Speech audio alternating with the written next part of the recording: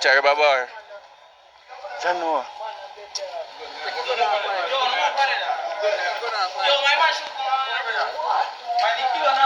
Iman, what did him did dog? Like man, I think him did.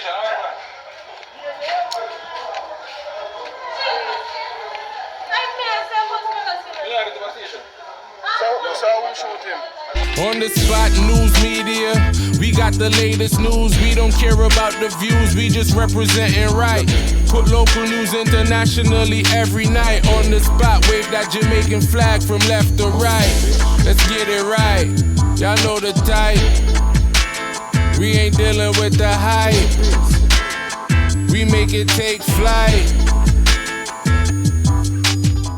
Yeah, man, my viewers and subscribers, what a blessed and wonderful Friday morning to each and every person out there tuning into On The Spot News Media. Now, my peeps, I don't know how we do it over on this side each and every morning. We have to give thanks and praise to the Most High Creator for the preservation of life, because life is indeed the greatest. So in the morning, I don't know, say to the name Friday, the day that Mr. Smile pan few of the ones and ones them pocket. So whilst traversing the streets with a little stipend, please be careful. Always keep your corner eye out and looking, because the old dirty corner boy them always itch up in our little corner lurking. Yeah, man, me I tell you. So we're gonna start it off this morning with a fatal knockings and clappings. We're going over there in the parish of Manchester, Mandeville to be exact, a little spot to them call Nashville. Yeah, man, me I tell you, the old dirty corner boy roll up well strapped down to the tea last night for go rob a bar. But little did he know that a regular member of John Public was in that bar legally strapped. Yeah, man, me I tell you. So upon his approach to rob patrons and the owner of their belongings, alone can't hold dirty corner boy skin. Yeah, man, me I tell you. Mr. Earman pick at them, me I tell you. This is not the officer this time, but John Public, Earman pick him like a hook pick, hack him, I tell you, man. Spread him out like a sheet. No longer amongst the land of the living. So the picture in that small clip just before the intro shows the old dirty corner boy dung pan in tumok flat a ground with the chopstick still in him hand. Couldn't even raise him hand for squeeze one out of that. When time binds bebble on the boy kin, man, boy feel the spirit of death crawl upon him, leaving him no choice but to subdue himself to the angel of death and just quietly walk away to shut eye country land. Yeah, man, me I tell you, a decent spot of work right there, so by Earman pick John Public. Yeah, man. So all would-be robbers will feel say you can just walk up in a people business place and feel like a peace and safety. Take this as an example that alone sudden destruction if you not try that. Leave the Mandeville people alone. So still over there in the parish of Manchester, the Manchester police are probing a loss of life of a farmer who get caught up at his home in a place what them call Freetown in the parish on Tuesday night. The deceased has been identified as 40-year-old Glenroy Freckleton. Superintendent of Police in charge of the Manchester Police Division, Shane McCullough, stated that about 11:40 p.m., gunmen shot Mr. Freckleton through his window at his home. He was rushed to the hospital where unfortunately he was pronounced you know what. McCullough stated that the investigators are following leads into the incident. Sources says that Mr. Freckleton had been targeted by predial larcenists. So On The Spot News Media get to understand that the northwestern section of Manchester only have one police station, and that is down in Mile Gully, and that police station presently only have one motor vehicle. So Mr. Minister of National Security, we need to send some more resources to the people of Manchester, because the rural sections of the parish is being targeted by criminal elements who is wreaking havoc in the regular members of John Public lives. So anyway, my peeps, make we continue. So over there in the parish of St. Catherine South Police Division to be exact, 2 men were apprehended by the police who were attempting to smuggle contraband into their lockups. So it is said by the police that about 11:50 p.m. Wednesday night, A police team was on rooftop patrol and saw two men headed towards the back of the cell block. They looked up and saw the police and ran towards the back gate, leaving one bag behind. So a further search was done on the compound and outside the gate. Another bag was found to the side of the driveway leading towards the gate.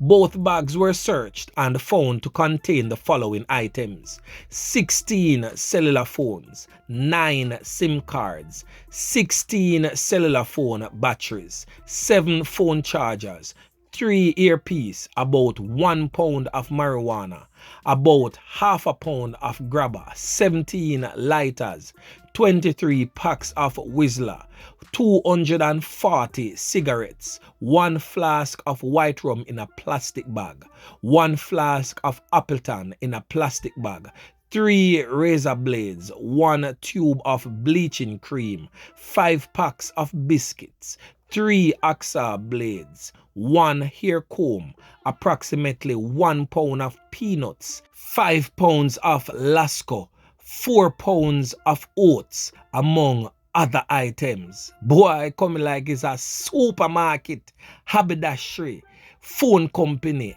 everything I hope me inside of the Portmore 100-man lockup.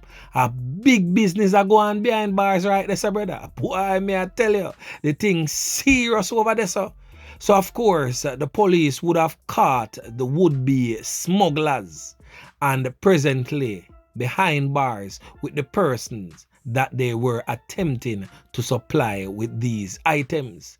So On The Spot News Media will definitely be following this one to see how this one ends and the perpetrators of the crime, what sort of sentencing will be meted out to them.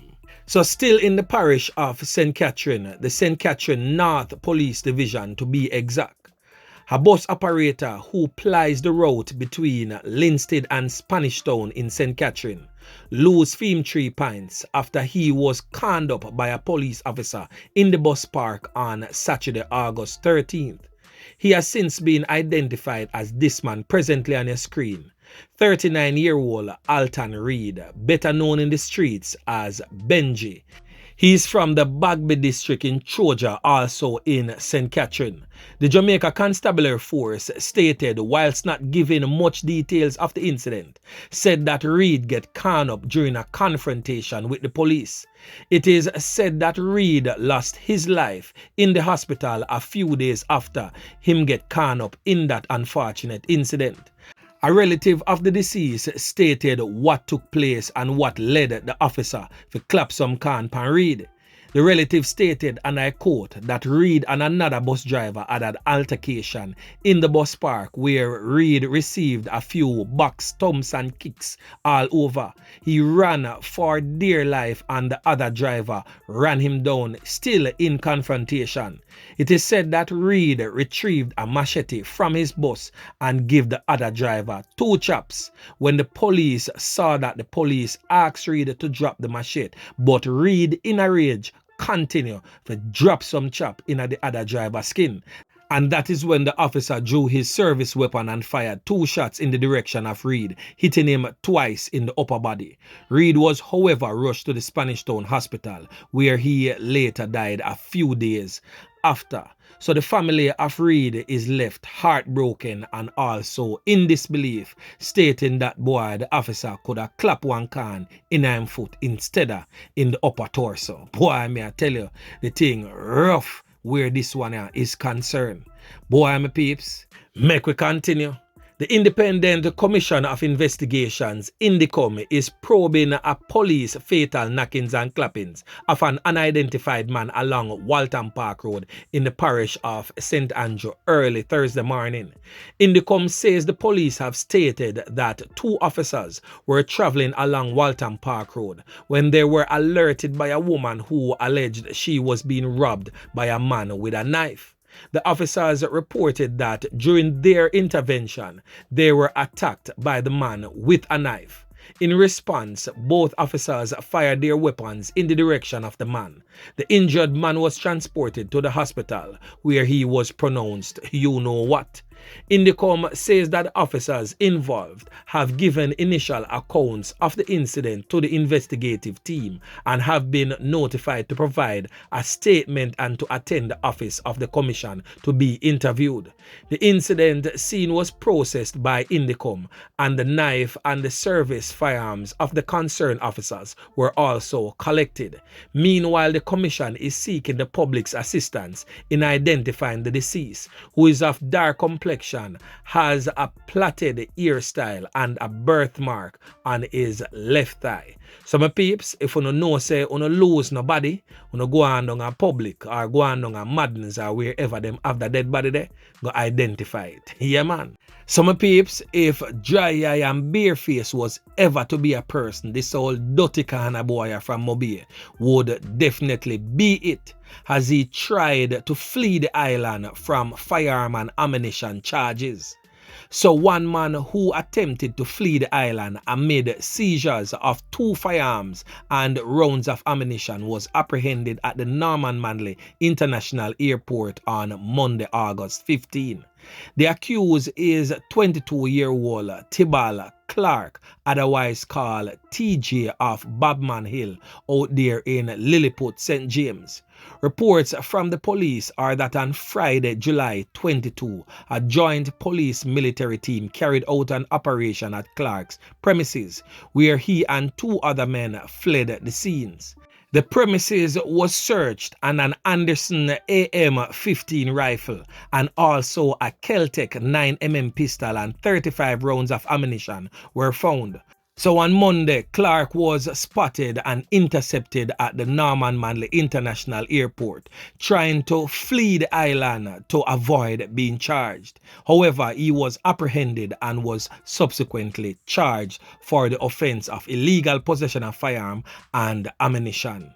And the last thing that we are going to talk about, boy, some people might laugh and some people might take it serious, depending on how you view this. But a man was charged for stealing $300 and a bottle of flavored water from the family court. So the police in Clarendon has charged 24-year-old O'Shane Christie of Frankfield in Clarendon for office breaking and larceny following an incident at a court in Chapelton on Wednesday, August 17.